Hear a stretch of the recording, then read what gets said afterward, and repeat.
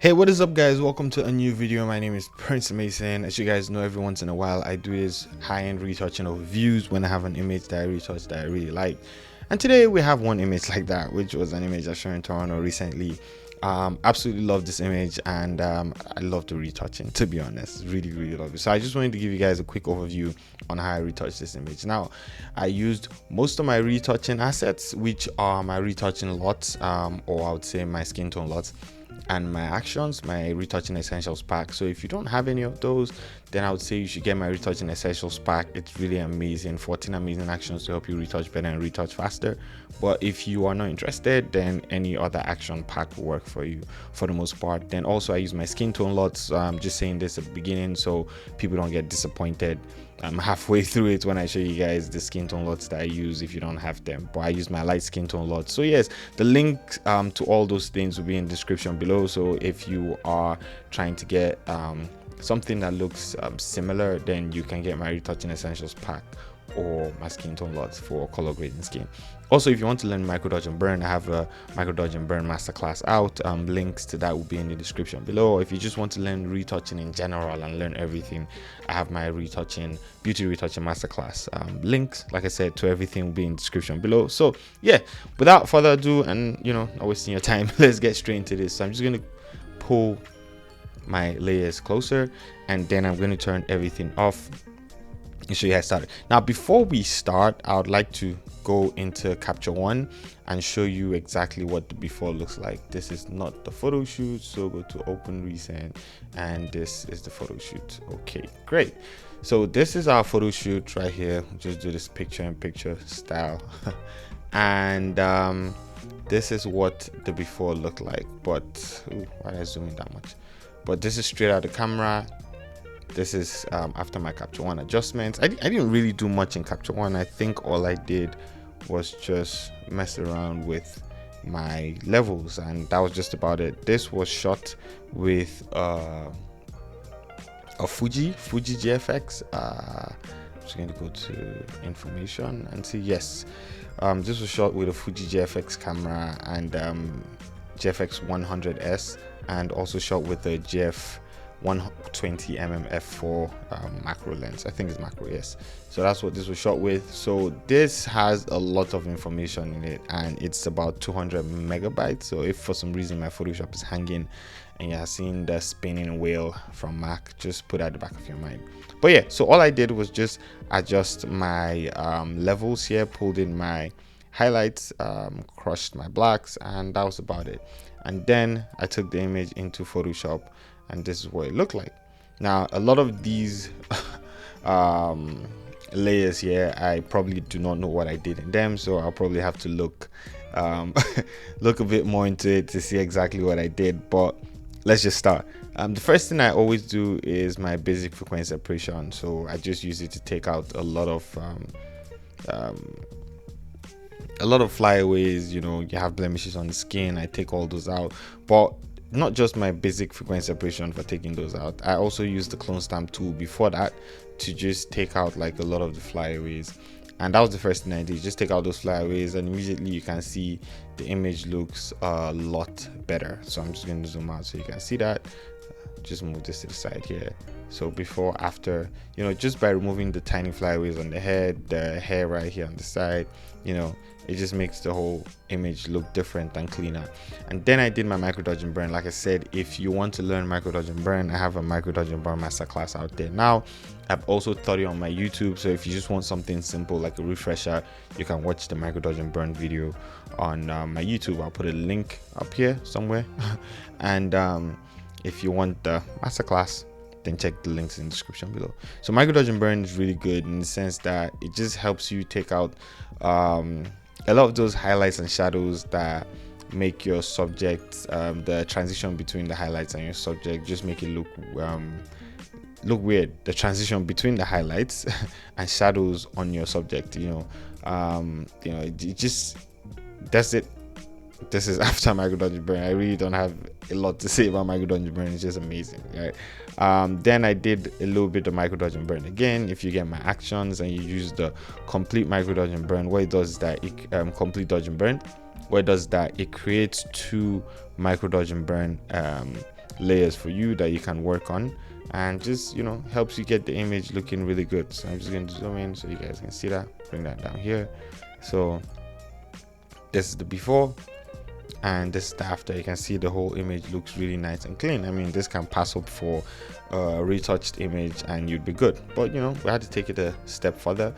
For this one, I did not like the ring that was here. By the way, I would put a link in the description below to the model's Instagram account. So that's Marina. She's an amazing model. She's in Toronto. So if you are in Toronto, wherever, and you want to learn, you want to shoot with her, then you should definitely reach out to her. Okay, great. So we are talking too much. So I took out that ring and then I created a stamp visible layer, and this was to create my advanced frequency separation. Like I said, if you want to learn more about retouching, you could go watch my other YouTube videos, or you can sign up for my beauty retouching masterclass where I go over everything like in depth. So now after I was done with that, I did a little bit of micro dodge and burn again, as you guys can see right here on the eyes. Because she was smiling, it made her seem like she had like really puffy eyes, and I wanted to take that out. So I did just a little bit of micro dodge and burn again. If you can see with my frequency separation, I have my layer mask on, right? So if I disable my layer mask, I think I overdid it, so I just had to clean up my my frequency separation so it's not too much, you know, still leave a little bit in there so she looks real. And then after that, we did micro dodge and burn. I'm sorry, global dodge and burn, not micro dodge and burn. What is wrong with you, Prince? So after that, we did global dodge and burn, and this is just to make the highlights and shadows pop, you know, add more contrast to your image, make your image stand out, make your subject look sharper. Micro dodge and global dodge and burn does all that, right? I said micro dodge and burn again. Global dodge and burn does all that, right? And then a little bit of contrast again by using my levels adjustments. As you guys can see, I'm just going to pull this out right here. What this does is, you know, just add some contrast to it, right? And I did a little bit of micro dodge and burn again because I did not like how dark this place was. So I'm just going to zoom in so you guys can see. So micro dodge and burn just to remove that.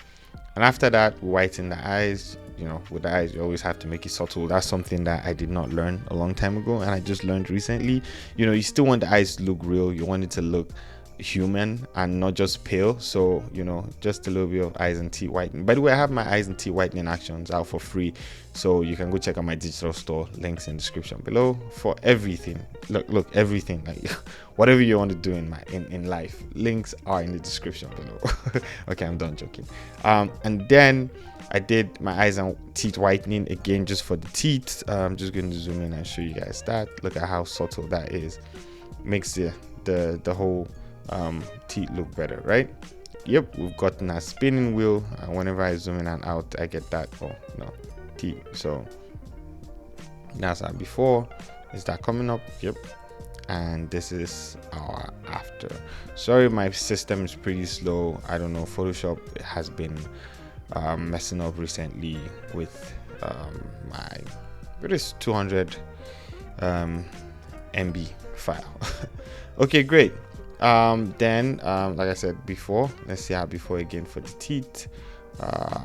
Okay, that's before, and that is our after. Okay, great. I'm just going to take my properties back and put it back there. Okay, great. Move my layers out of the way. After that, I just added this curve just to make the pupils just a bit brighter, and then we go to color lookup. So this is where I used, which did I use? I used my skin tone lots for light skin. I think I used the number 9. Yes, skin tone lots for light skin, that's the number 9, and I absolutely love how this looks. Just color graded skin, everything looks good. Then I added a little bit of rich tones. You know what this does is that it just makes the skin look richer. This is part of my actions pack. The color lookup is part of my the lots are part of my skin tone lots for light skin, so definitely check those out. And then I did a little bit of hue saturation because I felt like the hands just looked really weird compared to the face. Had like a lot of magenta and reds in it, so just a little bit of hue saturation. And what I did was I just brightened the background because I didn't like how that looked. Okay, and then I created a stamp visible layer and went into my Liquify. just to, you know, smoothing things out. You guys can see I shot with 100 so I feel like it just made the head a little bigger than, you know, it was meant to be. So I just fixed a little bit of those things, right? And then I made her skin softer because, you know, I did not like how much of a difference there was between different parts of her skin, you know, in regards to texture, right?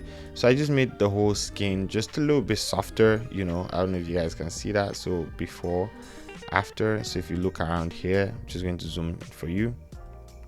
Let's see that before and after again. So this is before, got a lot of texture, and after, you guys can see we don't have a lot of texture anymore. Okay, great.